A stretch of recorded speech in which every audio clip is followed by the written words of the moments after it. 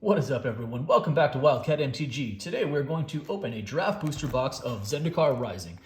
As of the filming this video, we're probably just about a month away from the pre-release of Innistrad Midnight Hunt, and which means we're on the doorstep of preview season. When Innistrad comes in, we'll be seeing a bunch of sets rotate out of Standard, so I thought it would be kind of fun for us to go back and revisit some of the sets that will still be in Standard.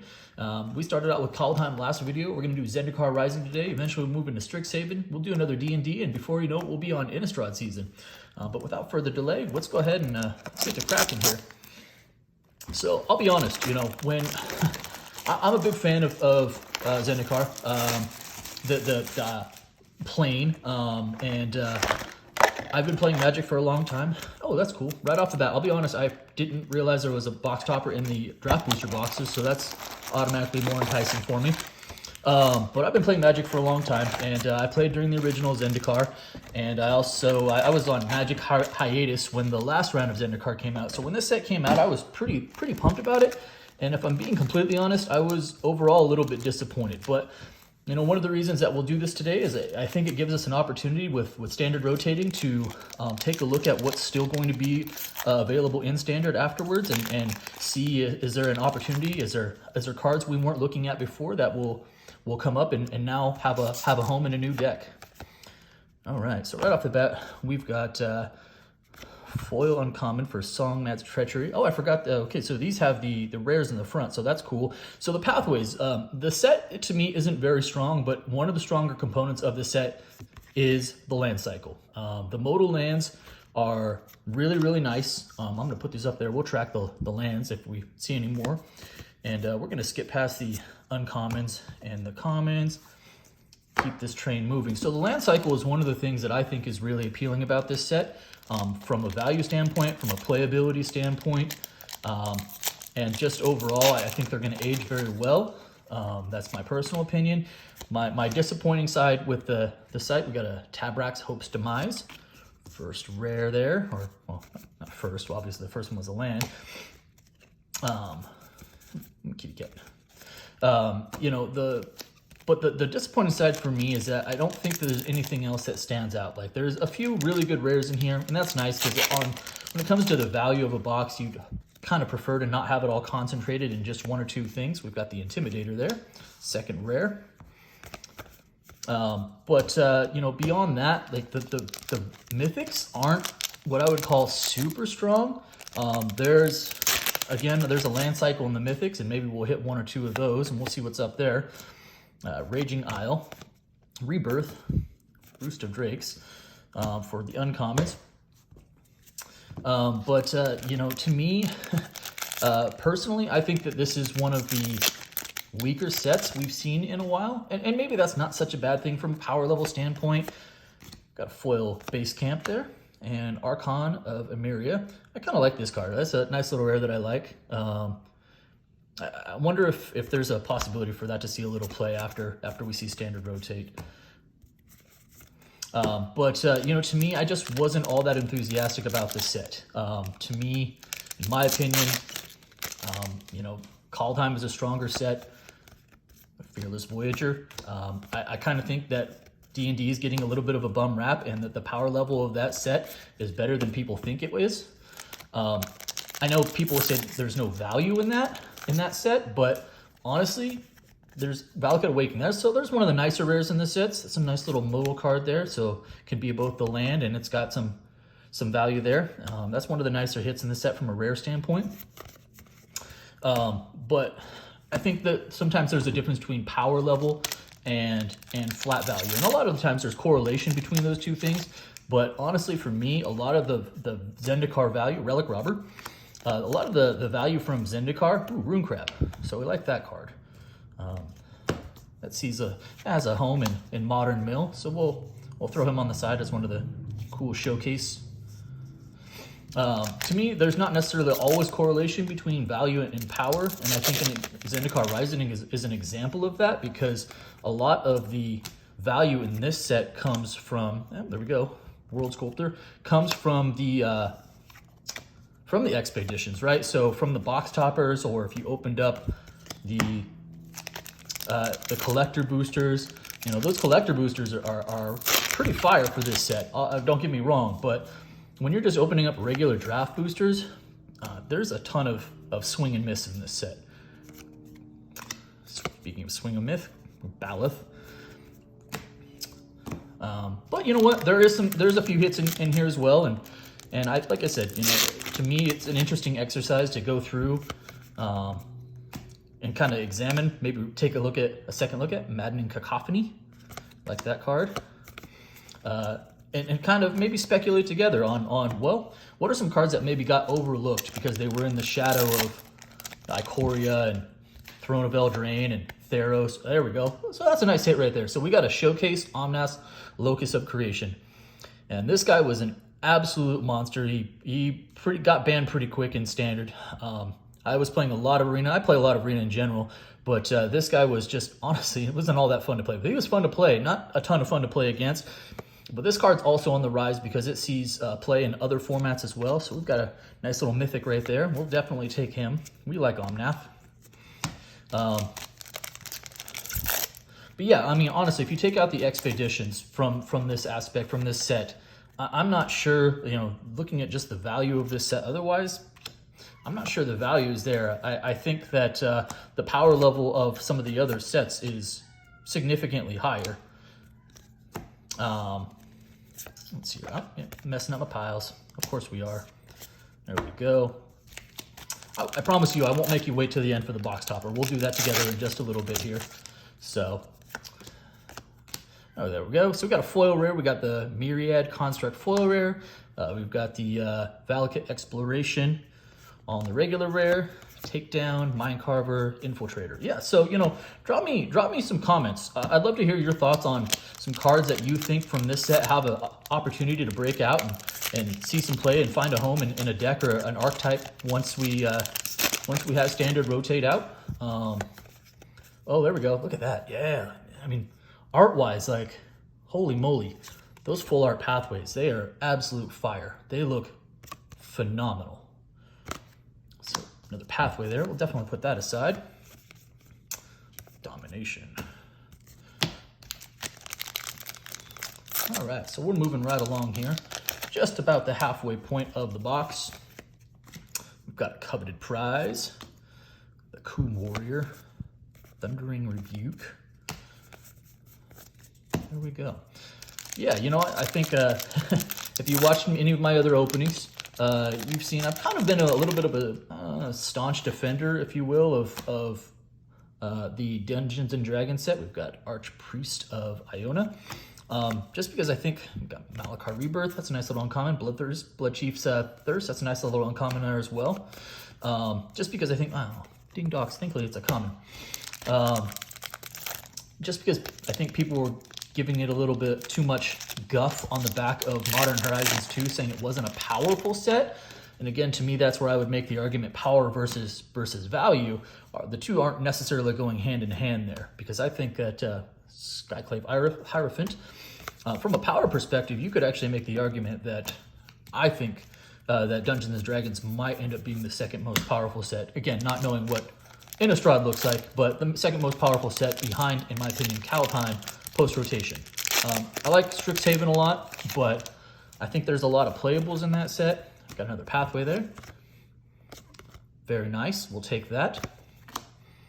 Brushfire Elemental. Sure. Put that over there. Zendikar Rising, I think, is kind of the forgotten set there. It's to me, it feels like the odd man out right now. But I don't know. We'll see. Got the Split Serpent for a rare there.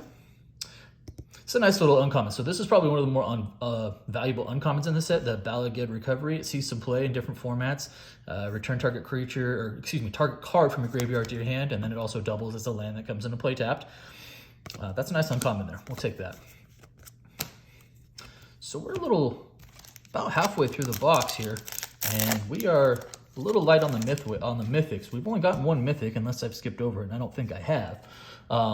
We're a little light on the mythics, but we'll see what happens here. At least the one mythic is a good mythic. We'll take that. So we've got the Inscription for our rare there. Inscription of Abundance. Okay, and then our uncommons. Not too shabby. Let's see here. I think it's Mythic time. What do you say? Mythic time? Let's see those Mythics. Okay, foil. Hey, look at that. Angel of Destiny. Angel Tribe, post-rotation. There's a lot of angels out there now. It's a nice little Mythic there. We'll take that. I don't think I have any of those, so I like it. I didn't open a ton of this set just because, like I said, I wasn't super, if I'm being honest, I wasn't super enthusiastic when I saw it come out, but there's a lot of Angel Tribe potential between Kaldheim and some of these other sets. There's quite a few out there, quite a few angels out there. Shatter Skull Charger, the Palaka Predation, Shadow Stinger. Alrighty, that's one of the better commons in the set. Feed the Swarm. It's nice little common there. All right, here we go. So last pack of the middle row. We've got Confounding Conundrum. Of course we do. There's one or two of those in every box, unfortunately. Cinderclasm. I kind of like that card. All right, I think it's box topper time. We need some lift. I'm gonna be very gentle with this as much as I can because I'm big dumb animal when it comes to opening packs sometimes. Well, there we go. I buried the lead, but yeah, I'm not going to be unhappy about that. Misty Rainforest. So again, I mentioned a big part of the value in these boxes comes from the box topper, and you know, I will certainly take it. You're not going to catch me being upset about a Expedition Misty at any point at any time, but to me, that's why I say value versus power is different. You may say that the value of this might be above the D&D set, but I don't think the power level is, and that's the difference there. But you know what? I'm not unhappy. I will take that. I will take that all day. All right, so another foil rare there. That's cool. We got Relic Robber, Gabo Tribe. I'm cool with that. Nighthawk Scavenger. I really like this rare, and it saw some rogue play. I wonder if we'll see a little bit more of that now. Another Blood Chief's Thirst. We'll take that. That's a strong pack right there. It's a very strong pack. I think the Misty righted the ship for us. Misty Rainforest righted the ship for us. All right. Oh, look at that. That's a nice Mythic right there. So we've got Lithoform Engine. That's a fun one. To me, I mean, I don't think it's going to see a lot of standard play, but I think it's a nice little commander piece. And honestly, just casual messing around, having fun with my friend's deck. Definitely love the card. So not unhappy about that as a Mythic. Spikefield Hazard, Wizard, Gecko Time. All right, moving right along. So drop me some comments. What do you like about this set? What do you think what do you want to speculate? Hagra Mauling. What do you want to speculate that you think that is an undervalued or overlooked cards from this set that you think have a chance to break out now after we say goodbye to Theros, Thrones, Core 21, and Ikoria? Master of Winds, of course we do. War Leader. All right. So I feel like we should be due for at least 2 more Mythics. That's what I'm thinking. 2 more Mythics. I'm surprised we haven't seen any of the Mythic land cycle. All right, we've got Blood Price, the Skyclave Ravager. Kind of like him. He's kind of fun. Ambush, Relic Axe, Attended Healer, and moving along. Yeah, that Misty Rainforest, that definitely, I mean, if you hit something like that, if you hit one of the fetches as your box topper, not the Paragon, that definitely helps the EV of your box go from weak to strong or strong to stronger. That's way better than obviously, you know, Creeping Tar Pit or something along those lines. So we definitely hit there. Crawling Barrens, we've seen this card see a little bit of play as well. Mostly in those control builds that like to dirtle around and then build counters over time and then use that as sort of like a finisher. All right. So just about, I think maybe 5 packs to go. Here we go. Synchronized Spellcraft. Got Skyclave Shade. That's seen a little bit of play. I think it's a nice little recursion card. Oops. Nope. Get your piles together.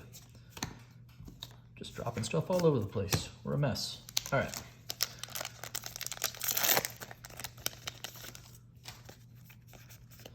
Hey, Luminarch Aspirant. So This is one of the rares in the set. I don't think it carries like a ton of value. Like, I don't know if we count it as a hit, but I think it sees plenty of play. Human, cleric, just build counters on your guys. It's a powerful card. I really do like it. That's one of the cards that I've played with regularly on Arena in several different decks. I'm happy about that. I'll take that. I will definitely take that. Hey, foil planes. Neat. Oh, there we go. So there's Mythic time. So we've got Amaria's Call. So this is one of those Mythic land cycle cards I was talking about. So the one side of this can be played as a spell, create 2 4/4 white Angel Warrior tokens with flying, and then non-angel creatures you control gain indestructible until your turn. And then the other side is it's a land that can come into the battlefield tapped, or you can pay 3 life and it comes into battlefield untapped. So some versatility there. It's a nice Mythic. I do like the land cycle, the Mythic land cycle. I think they're pretty neat. I kind of feel like they're not going to see as much play because of the land cycle from the D&D set. A lot of people prefer the lands that can be double as creatures as opposed to the lands that maybe can be double as spells in your deck. But I don't know, we'll see.